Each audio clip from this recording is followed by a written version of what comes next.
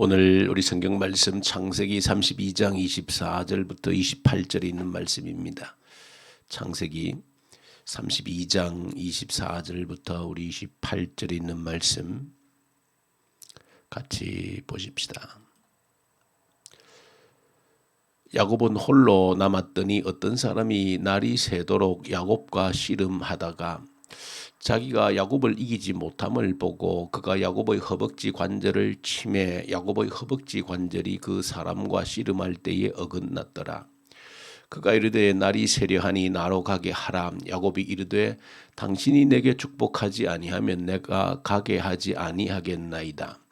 그 사람이 그에게 이르되 내 이름이 무엇이냐? 그가 이르되 야곱이니이다.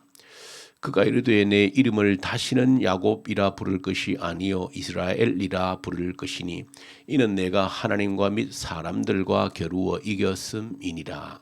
아멘.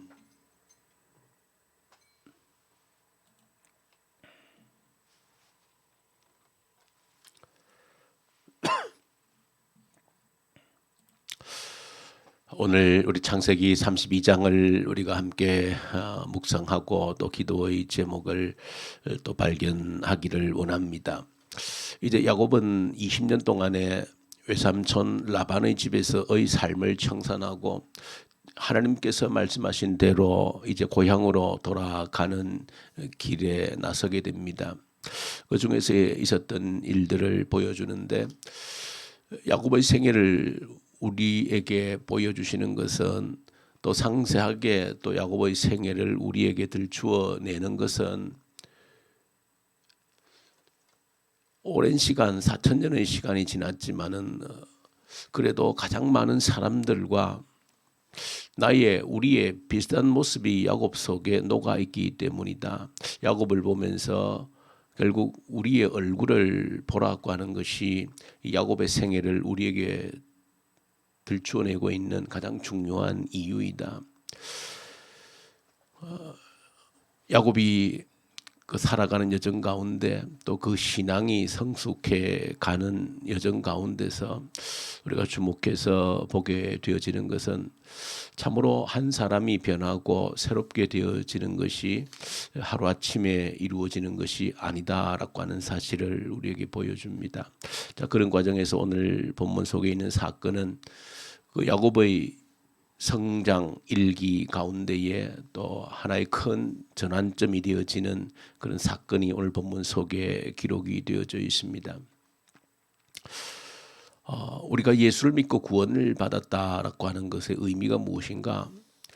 또 우리가 하나님 나라의 백성이 되어졌다라고 하는 것의 그 의미가 무엇인가라고 할 때에 그것은 우리에게 새로운 이름이 부여되는 것인데 오늘 야곱의 사건으로 보면 우리에게 붙여진 새로운 이름이라고 하는 것은 이스라엘이라고 하는 이름이다 하는 것입니다.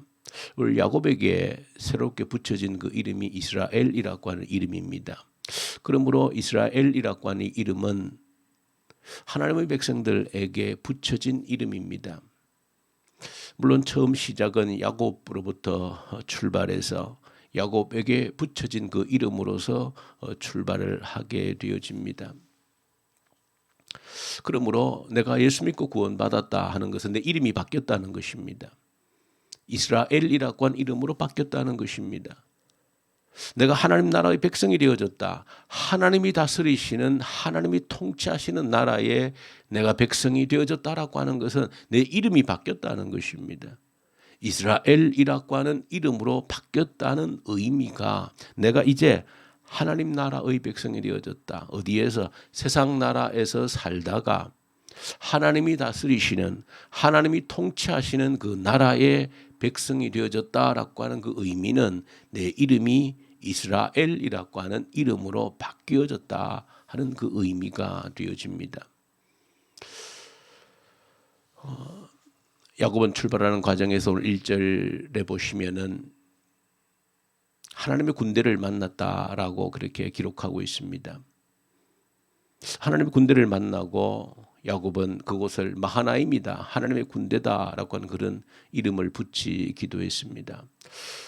그것은 하나님께서 그에게 주신 사인이고 내가 너와 함께한다라고 하는 사인이지만 그러나 야곱은 그 두려움을 떨쳐버릴 수가 없었고 그 에서를 만나는 그 형님을 만나는 20년 전에 형을 속이고 도망쳤던 그 두려움이 여전히 그를 감싸고 있었고 두려움 속에서 온갖 잔꾀를 부리면서 어떻게 하면 내가 형님의 노여움을 풀 수 있을까? 어떻게 하면 도망을 칠 수 있을까? 어떻게 하면 살아남을 수 있을까? 온갖 궁리를 하면서 그렇게 하다가 끝내 강가에 홀로 남아서 하나님과 씨름하는 그 모습을 보여주고 있습니다. 물론 신비로운 장면이고 우리가 정확하게 다 설명한다는 것은 쉽지 않은 그런 장면입니다. 그러나 중요한 것은 하나님께서 그에게 찾아오셨고 그가 그래도 끝내 하나님을 붙들었다라고 하는 데에 중요한 의미가 있습니다.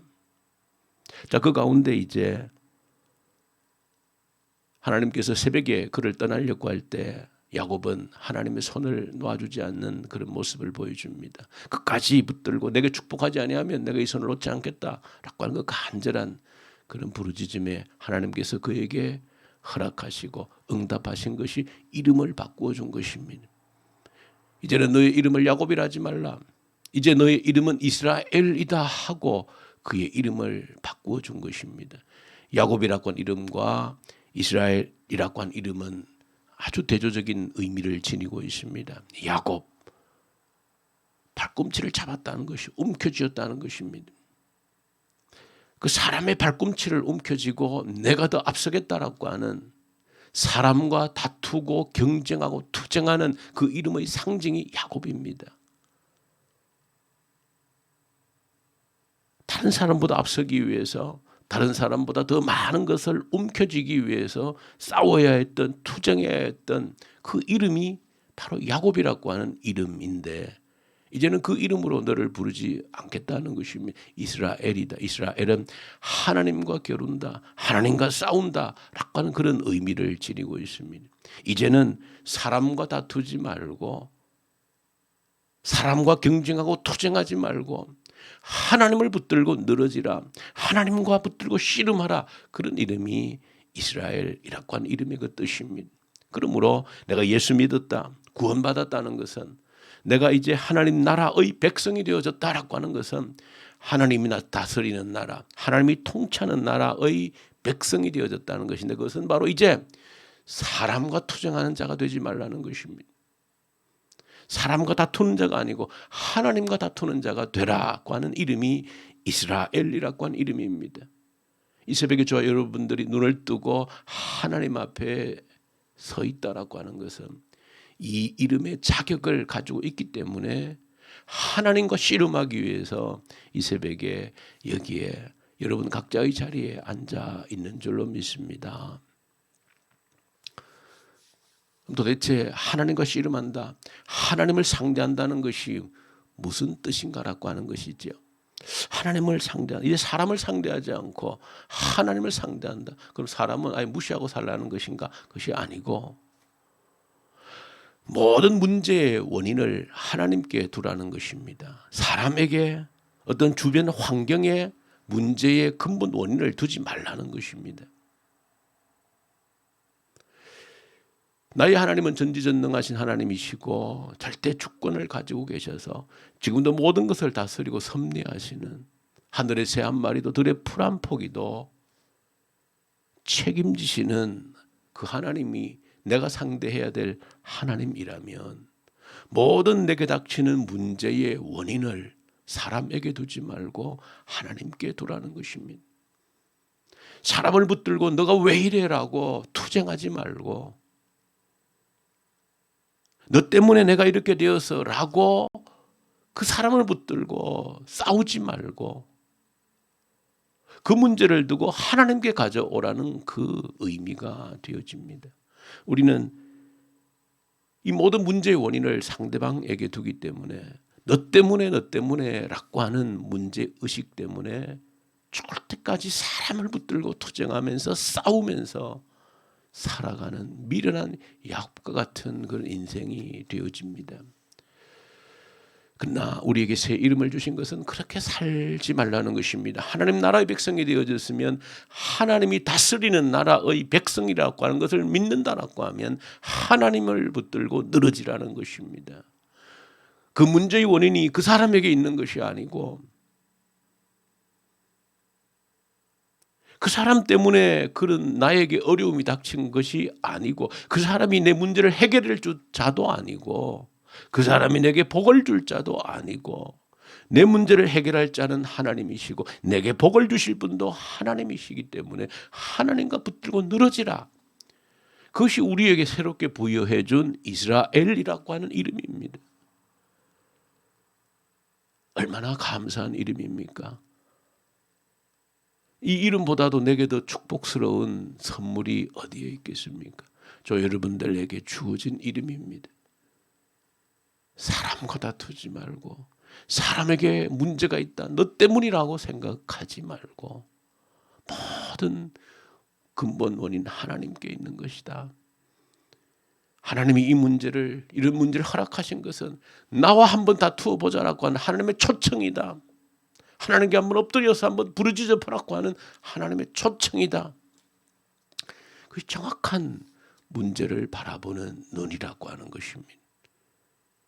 그럴 때 하나님이 어떻게 인도하시고 어떻게 문제를 해결해 나가시고 어떻게 나를 성장시키시고 하는 것들을 하나하나 발견해 나가는 그러한 저 여러분들 되길 원하고 이 새벽에도 내게 주신 이 이름에 부끄럽지 않게 사람을 붙들지 말고 사람 때문이라 생각하지 말고 하나님과 씨름을 하는 하나님이 이 문제를 해결해 주시지 않으시면 내가 손을 놓지 않겠다라고 하는 그런 간절함으로 이 새벽이 기도의 자리가 되기를 간절히 소망합니다. 우리 주님 아버지 감사합니다. 사람을 붙들고 사람과 투쟁하면서 너 때문에 그렇게 살았던 우리의 부끄러운 흔적을 이제 정리하게 하시고 오직 하나님을 붙들고 하나님과 씨름하는 그런 삶이 되게 해 주시옵소서.